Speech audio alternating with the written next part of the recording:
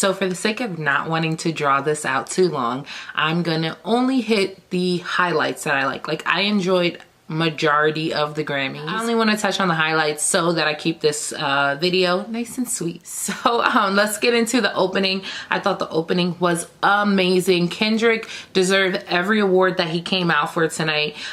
His album was ridiculous. His flow is ridiculous. He's an amazing lyricist. So props to him. And then coming out with Dave Chappelle is like, how could you go wrong? I don't care if Dave Chappelle said nothing and he just stood on the stage. It's like, you deserve that, okay? So for the first 20 minutes or so, Javon, my husband, watched the award show with me, and he was highly offended. No, okay, his first question, let's get this straight. His first question was, I wonder what kind of food they serve there. You see this face? That's the first thing you think about. So then after he thought about that, he said, you know what? No, I wonder what kind of chairs they're sitting on. Then they panned to the audience and he found that they were sitting on folding chairs and lost his shit. Hopefully I can find, I'm gonna insert the audio because I started recording him, but I might have been too late. He was highly upset that they were sitting on folding chairs. It was ridiculous. And then after about the second or third music number, he left. He couldn't take any more of the show. There was more singing than talking, and the folding chairs and the lack of food. And yeah, so that was it for him. No, the icing on the cake was Rihanna coming out in her outfit. Now I am, you know, a Rihanna fan. I don't think she could do any wrong, but he was disgusted that she was wearing, what did he call it, a shower curtain, or no, a raincoat. Oh my goodness, a raincoat. So yeah, so it was okay for him to leave. I was not like holding on to him saying, please watch this with me. You could go. You have offended Rihanna. You're no longer needed here, okay? Okay, of course, I never do my due diligence and check the freaking memory card before I record. So, let me close this. So I cut off like mid-record, and I don't even know where I stopped off at. So hopefully I catch back on where I was at. So, yes, okay, so Rihanna and Kendrick winning the rap duo, and Kendrick in his speech saying Jay-Z for president, and I'm all for it because I know it's gonna piss Donald Trump off, and I don't even want celebrities to be president. That's not your job. Stay in your lane. But that comment will really tick Trump off, so go for it.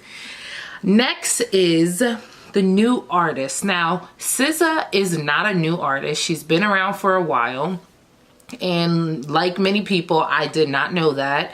I thought that Control was her first album out, and totally obsessed with her. Thought that it was the greatest female album of the year. I cannot get enough of it. It's on heavy rotation in my on my Apple Music, heavy rotation. And yeah, I just love everything about her. Her aura just screams black excellent. Her hair is amazing. It just makes you so proud to have kinky, full, thick, wild, amazing hair. Like, everything about her just screams black excellence. And I was very disappointed to see that she did not win the award. Now, Alessia Cara, I like her music. I think she is a great example. She makes very positive, you know, music to uplift people. It's a little more on the pop side for me, so I don't listen to it that much. But yeah, there were some other people in there that was great, Khalid and, you know, everyone else that was in there. But I really felt like SZA deserved that one. And she had so many nominations, and to not come home with any of them, it was just completely upsetting. So yeah, I was not happy about that. Childish Gambino. Now, I may sound ridiculous, but I don't know a lot of his music. I don't really follow him that much. But I did enjoy his performance, so maybe I'll go look into some of his music. And I love the little boy that was singing with him. I looked him up, like JD McCary,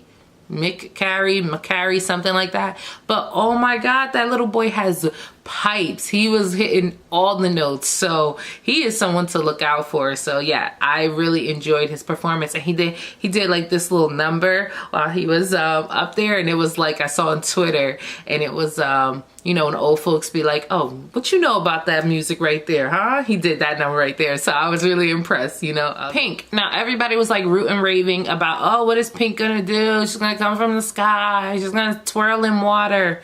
These earrings are heavy. Woo, how many more minutes of this video? Oh, Lord.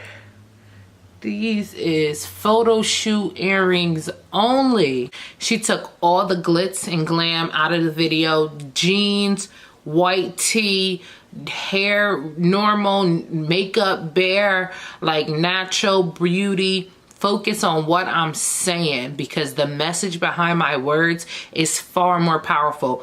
And don't get it twisted. I don't need all the twists and turns and gimmicks to have a good performance. I could blow, baby. And that's what she did. I was so impressed by her performance, which, you know, Pink always delivers in a speech, in the interview, in the performance, in the music. She's always been amazing. So you cannot deny her for her talent. So yes, Pink's performance was thumbs up. Cardi B! Can we shake it? Cardi B, the breakout star.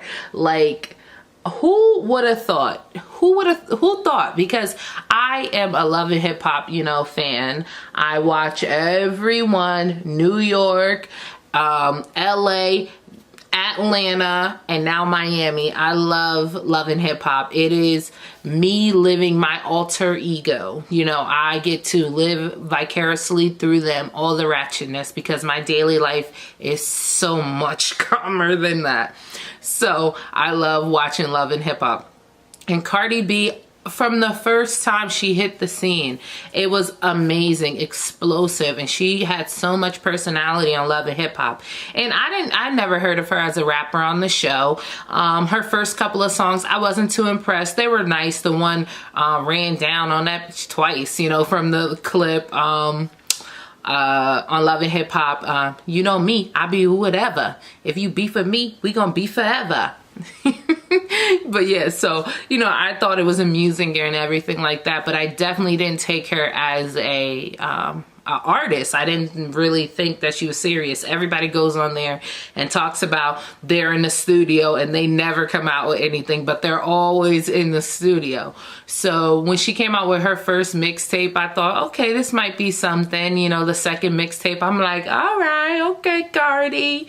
And then, you know, not Bodak Yellow, but the song before that with all the red on, I don't know the name of it. I was like, hold up, let me find out, Cardi.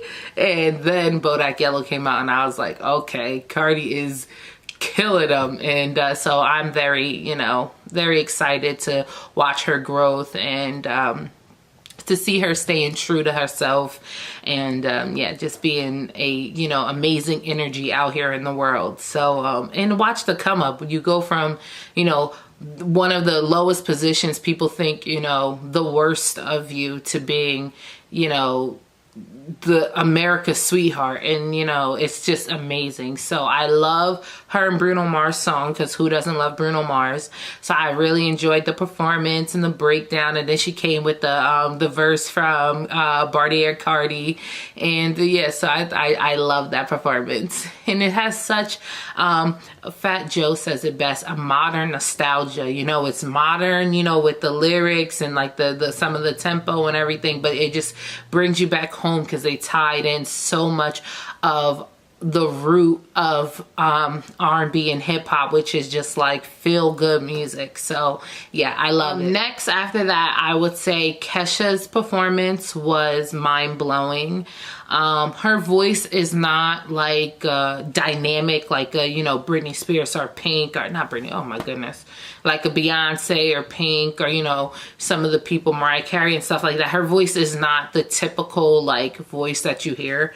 She sings in a lower, you know, octave, and so it's not just like, oh wow, but the message and the words and the emotion that you see her pour through that song is breathtaking. breathtaking. So the first time I heard it, I was in tears. The second time I heard it, tears. Watching it be performed, tears. Like she brings so much pain and resilience and just like overcoming through when she sings that song that it takes your breath away. You can't, you know, you have to, you know, give her credit for that. And so it's so sad that she didn't win anything, because I definitely believe that that song deserved to win so many things.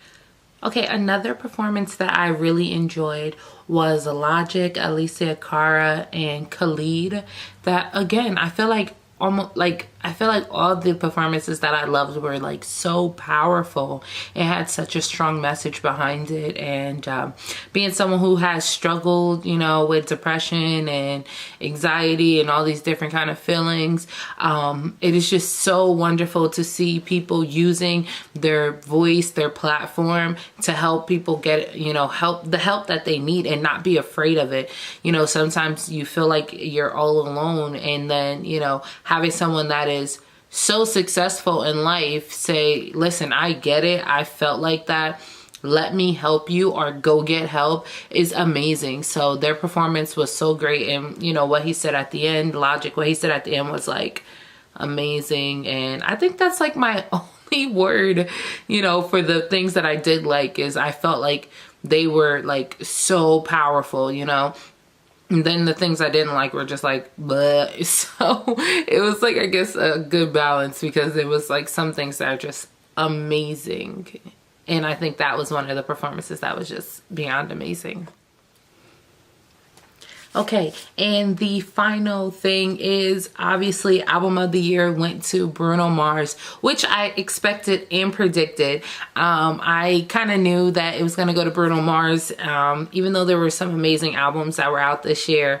24 Karat Magic was just, you know, really fun, and it was for a lot of genres. You know, it wasn't just hip hop, and, you know, it wasn't just pop.